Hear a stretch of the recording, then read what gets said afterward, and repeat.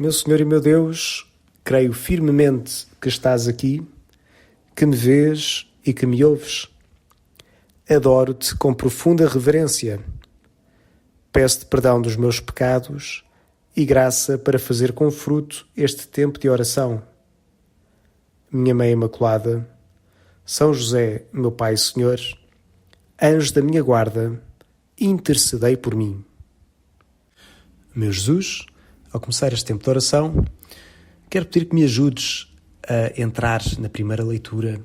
esta leitura da missa que hoje me dás, em que mostras-me o profeta Elias a passar o testemunho ao profeta Eliseu, que vai continuar o seu ministério. São dois profetas que nos foram dados para anunciar ao povo a vontade de Deus com uma mesma vocação, esta vocação de profeta, de falar em nome de Deus, de anunciar a sua vontade de uma forma muito específica no contexto em que se encontram. Mas dois profetas que, na verdade, dizem os biblistas, como escutei no outro dia, numa outra meditação, que apesar de terem essa vocação de anunciar ao povo a vontade de Deus, têm dois caráteres que são muito diferentes. E tu que me ouves, não sei se gostas de séries policiais, mas nas séries policiais existe sempre aquela cena de que depois de estar detida uma pessoa, um eventual criminoso, há aquela parte em que se entrevista esse criminoso para tentar daí ou ter uma confissão, ou procurar a verdade, ou fazer com que ele se possa descair, ou dar qualquer pista para seguir o passo seguinte. E nem sempre isso é fácil, pelo que, por vezes, os polícias acabam por trabalhar aos pares, e um assume o papel do bom polícia, outro assume o papel do mau polícia. O bom polícia tenta ser simpático, tenta procurar mostrar que está do lado do criminoso, ou do potencial criminoso, dizer que quer o seu bem, enquanto o mau polícia, do seu lado, vai-lhe pondo diante dele as consequências todas do que vai acontecer se ele por acaso não disser a verdade agora, onde é mais bruto e procura pela intimidação fazer com que a pessoa tenha medo e acaba então por dizer a verdade. Duas estratégias diferentes que acabam por cumprir o mesmo propósito, que é que a verdade venha ao de cima ou que se consiga então prosseguir no caminho da investigação. Ora, estes dois profetas que vemos na primeira leitura, Elias e Eliseu, têm um bocadinho esse papel de bom polícia e mau polícia. Elias, que veio primeiro, este mau polícia, anunciava ao povo o que é que poderia vir de grandes castigos se não se voltassem para Deus. Eliseu, por outro lado, era um profeta que trazia mais boas notícias, notícias mais alegres. Duas formas diferentes, uma mesma vocação, dois caráteres e dois tempos diferentes em que Deus os colocou também para fazerem o povo aproximar-se de Deus. Mas isso, meu Jesus, olhando para estes dois profetas, fazem-me olhar também para o meu caminho de discipulado. Pois o meu caminho de discipulado, se calhar eu posso vê-lo tantas vezes em comparação com outros, e tu hoje convidas-me a ver que não, que de facto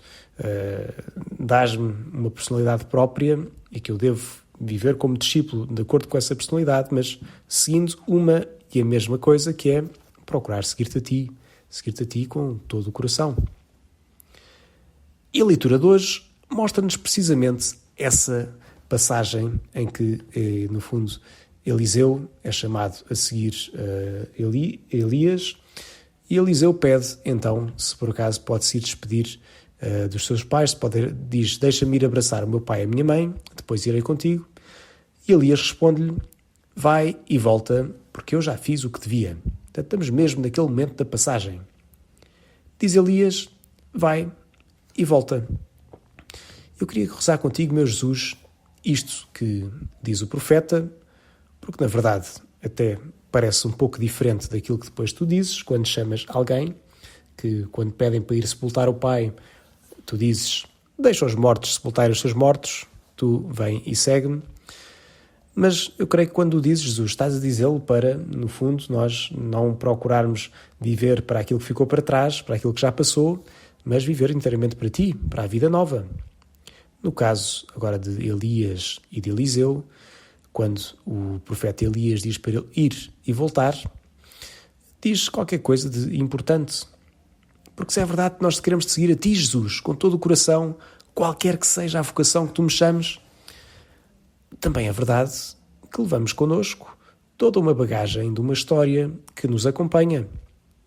E temos a tentação, se calhar às vezes, de achar de quando tu nos chamas, nós vamos inteiramente, agora vai ser mesmo uma vida nova que não vai ter nada a ver com aquilo que veio para trás. E Jesus, eu penso e rezo contigo agora neste momento que talvez isso seja uma grande tentação. Ou seja, não olhar para a minha história, não olhar para a minha personalidade, não olhar para tudo aquilo que fica para trás e que fica por arrumar e que fica assim numa espécie de quarto de desarrumação interior onde vamos guardando essas coisas todas e depois, ao longo do caminho que eu te vou seguindo, procurando ser discípulo e eventualmente lá vou abrir sem querer esse quarto da desarrumação e tudo vem para cima. Vem tudo ao de cima daquelas coisas que eu se calhar devia ter trabalhado e não trabalhei. Vem ao de cima, se calhar, aqueles traumas que eu acabei por nunca olhar de frente e deixar que tu curasses, pedindo que viesse a cura. Vem ao de cima tantas coisas que eu simplesmente tinha deixado assim num quarto bem desarrumado para ninguém ver e que, na verdade, se calhar, devia ter feito o que fez o profeta Eliseu, que foi e voltou. Foi pôr a vida em ordem para depois te seguir com todo o coração. Meu Jesus, ajuda-me a rezar isto. Ajuda-me a rezar que eu sou chamado a ser discípulo teu e a seguir para uma vida nova, a não olhar para trás, não, é verdade, não ter a tentação de voltar a caminhos de vida velha, como aconteceu, aliás, com a mulher de Lot, que ao fugir da cidade acabou por olhar para trás e transformou-se numa estátua de sal. Portanto, não voltar à vida velha, não, mas pôr em ordem, sim, aquela vida toda que eu carrego comigo. As relações, a forma como lido com os meus pais, a forma, se calhar, como eu trabalho. No fundo, tudo aquilo que eu trago comigo até o dia de hoje. Isso traz à memória também, Senhor, que não seria por acaso. Não seria por acaso que nos tempos de seminário, sempre que tínhamos um retiro, o primeiro dia do retiro era quase sempre dedicado a rezarmos a nossa história, ver o caminho que fizeste connosco para ajudar a integrar isso mesmo, ajudar a pensar, olha, como é que o Espírito Santo foi agindo aqui, o que é que tenho de deixar ele entrar mais para depois vir a curar, como é que eu, apesar de eu estar tão longe de Deus ou tão esquecido dele, ele nunca me abandonou, porque isso também ajuda depois, ou ajudava-me, pelo menos a mim, Senhor, e assim eu reconheço, ver com mais solidez que tu estavas lá.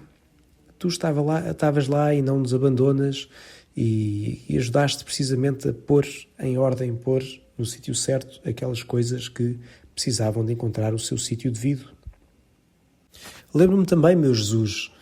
que agora, como acontece em tantos sítios, que se faz a consagração a Nossa Senhora, seguindo o Tratado de São Luís Maria Grignon de Montfort, que como esse teu santo reconhecia ou recomendava que se fizesse, antes de se fazer a consagração, uma confissão geral, uma confissão de toda a vida, olhando para a nossa história, olhando para tudo aquilo que foi o nosso caminho e pondo isso tudo outra vez diante de Jesus para ir a pratos limpos, no fundo, fazendo paz com a nossa história e reconhecendo quanto Deus nos ama, reconhecendo sim a nossa pequenez, mas também a grandeza da tua vida, a grandeza da vida que nos dás, apesar de todo o nosso falhanço. Portanto, meu Jesus, hoje, ao rezar esta leitura, quero-te pedir esta graça, que eu vá, sim, e que eu volte inteiro, volte sem quartos desarrumados, mas, pelo contrário, abraçando totalmente aquilo que é a vocação que tu me chamas, seguir-te sem medo e entregar assim a minha vida em paz, sabendo também na alegria de que sou filho de Deus, que tu me chamas e que esse chamamento é bonito, é inteiro e é todo teu. Dou-te graças, meu Deus, pelos bons propósitos, afetos e inspirações que me comunicaste nesta meditação e peço-te ajuda para os pôr em prática. minha Mãe Imaculada, São José, meu Pai e Senhor, anjos da minha guarda, intercedei por mim.